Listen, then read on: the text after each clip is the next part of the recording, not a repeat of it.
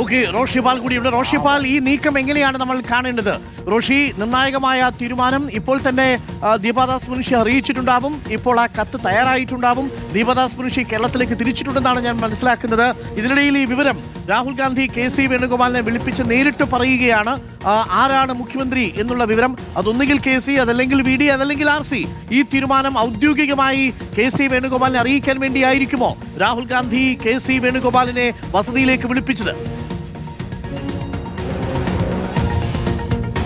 അരുൺകുമാർ, അതിന് തന്നെയാണ് സാധ്യത. സാധാരണ ഇങ്ങനെ തീരുമാനമെടുക്കുമ്പോൾ ആ നേതാക്കളെ ഔദ്യോഗികമായി തന്നെ അറിയിക്കും. അത് പ്രഖ്യാപനത്തിന് മുമ്പ് അനൗപചാരികമായി ആ വിവരം അറിയിക്കുന്നത് പതിവുണ്ട് കോൺഗ്രസിന്. നിയമസഭാ കക്ഷി നേതാവിനെ തിരഞ്ഞെടുക്കുമ്പോൾ അല്ലെങ്കിൽ KPCC അധ്യക്ഷനെ തിരഞ്ഞെടുക്കുമ്പോൾ അത് അവരെ അറിയിക്കുന്നതാണ് പതിവ്. അതുപോലെ അനൗദ്യോഗികമായോ ഔദ്യോഗികമായോ ഈ കാര്യം അറിയിക്കാൻ വേണ്ടിയാകാം KC വേണുഗോപാലിനെ ഇപ്പോൾ രാഹുൽ ഗാന്ധി വിളിപ്പിച്ചത്. ഗാർഗിയുമായുള്ള കൂടിക്കാഴ്ചയുണ്ടാവും.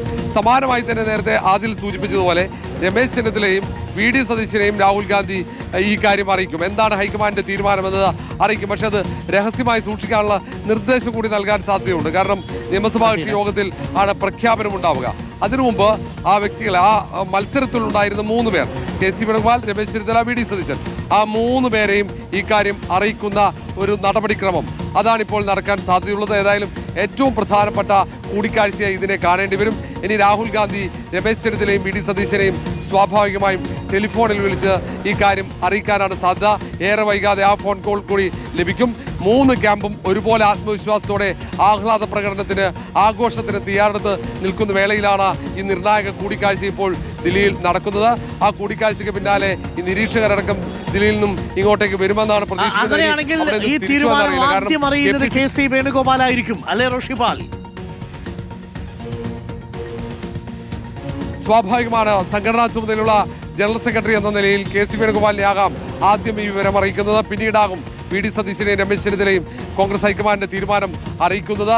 ഏതായാലും അല്പസമയത്തിനകം തന്നെ ഈ കാര്യം അവർക്ക് അറിയാൻ കഴിയും. അതിനുശേഷം ആയിരിക്കും KC വേണുഗോപാലിന്റെ തുടർ നീക്കങ്ങൾ. ഇനി മുഖ്യമന്ത്രിയായി KC വേണുഗോപാലിനെയാണ് തെരഞ്ഞെടുത്തതെങ്കിൽ സ്വാഭാവികമായും KC വേണുഗോപാൽ ഉടൻ തന്നെ കേരളത്തിലേക്ക് എത്തേണ്ടി വരും. ഇനി അല്ലെങ്കിലും KC വേണുഗോപാലിന്റെ സാന്നിധ്യം ഇവിടെ ഉണ്ടാകണമെന്ന നിർദ്ദേശം രാഹുൽ ഗാന്ധിയുടെ ഭാഗത്ത് വരുമോ എന്നതും കാത്തിരുന്ന് കാണാം. ഇനി VD സതീശനൊക്കെ ആണെങ്കിൽ അവർ തലസ്ഥാനത്തേക്ക് ഏതാനും സമയങ്ങൾക്ക് എത്തും. രമേശ് ചെന്നിത്തലയും ഇവിടെയുണ്ട്. അവരാണെങ്കിൽ അവർ ഇവിടെ തന്നെ തുടരുന്നുണ്ട്. പക്ഷേ തീരുമാനം പ്രഖ്യാപിക്കുമ്പോൾ അവിടെ KC VD സതീശനോ ഒരു ഇന്റിമേഷൻ വന്നിട്ടില്ല.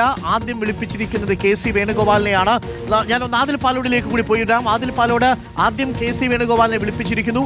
KC വേണുഗോപാലിനോട് വിവരം പറയും. അതിനുശേഷം മറ്റു 2 നേതാക്കളെയും വിളിപ്പിക്കുമെന്നാണ് നമ്മൾ മനസ്സിലാക്കുന്നത്. ഇപ്പോൾ മറ്റു 2 നേതാക്കളെയും, അതായത് രമേശ് ചെന്നിത്തലയെയും ഒപ്പം VD സതീശനെയും അല്പസമയത്തിനുള്ളിൽ രാഹുൽ വിളിക്കും എന്നാണ് നമ്മൾ മനസ്സിലാക്കുന്നത്. തീരുമാനം എടുത്തു കഴിഞ്ഞിരിക്കുന്നു. ആദ്യം ഈ തീരുമാനം അറിയാൻ പോകുന്നത് KC ആണ്. അതിനുശേഷം മറ്റു 2 നേതാക്കളെയും അനൗപചാരികമായി ഈ വിവരം അറിയിക്കും. അതിനുശേഷമാണ് നിയമസഭാ കക്ഷി യോഗത്തിൽ പ്രഖ്യാപിക്കുക. അങ്ങനെയല്ലേ? ഉറപ്പായും അരുൺകുമാർ, ഇന്നലെ ഖർഗെയുമായുള്ള ചർച്ച കഴിഞ്ഞ ശേഷം, ഇപ്പോൾ ലഭിക്കുന്ന വിവരമനുസരിച്ച് ചർച്ച കഴിഞ്ഞ ശേഷം ഈ നിലപാട് 3 നേതാക്കളെയും അറിയിക്കണം എന്ന ധാരണയിലെത്തി. ആ ധാരണ പ്രകാരം രാഹുൽ ഗാന്ധിയെയാണ് ഈ ചുമതല ഏൽപ്പിച്ചിരിക്കുന്നത് ഖർഗെ എന്നാണ് മനസ്സിലാക്കാൻ സാധിക്കുന്നത്. രാഹുൽ തന്നെ നേതാക്കളുമായി സംസാരിക്കണം. എന്നാൽ മാത്രമേ ഏതെങ്കിലും രൂപത്തിലുള്ള പ്രതിസന്ധി നേതാക്കൾക്കുണ്ടെങ്കിൽ ഒരു അനുനയത്തിന്റെ രൂപത്തിലേക്ക് കാര്യങ്ങൾ മാറുകയുള്ളൂ എന്നതായിരുന്നു ഖർഗെയുടെ നിലപാട്. അതുകൊണ്ട് തന്നെയാണ് ആദ്യം KCയെ വിളിപ്പിച്ചിരിക്കുന്നു. സ്വാഭാവികമായും ACCയുടെ സംഘടനാകാര്യ ജനറൽ സെക്രട്ടറിയാണ്. അല്പസമയം, ഒരു 5-10 മിനിറ്റ് ആണ് ഇപ്പോൾ ആയിട്ടുള്ളത്. അകത്തേക്ക് കടന്നിരിക്കുന്നു. അതിനുശേഷം KC വേണുഗോപാലിന്റെ വാഹനം പുറത്തേക്ക് പോയി. KC വേണുഗോപാലുമായുള്ള ആശയവിനിമയം ഇപ്പോൾ തുടരുകയാണ് രാഹുൽ ഗാന്ധി. അരുൺ പറഞ്ഞത് കൃത്യമാണ്. ഈ തീരുമാനം, ഹൈക്കമാൻഡിന്റെ ഫോർമുല ആദ്യം അറിയുന്നത് KC വേണുഗോപാലാണ് എന്ന കാര്യത്തിൽ സംശയമില്ല.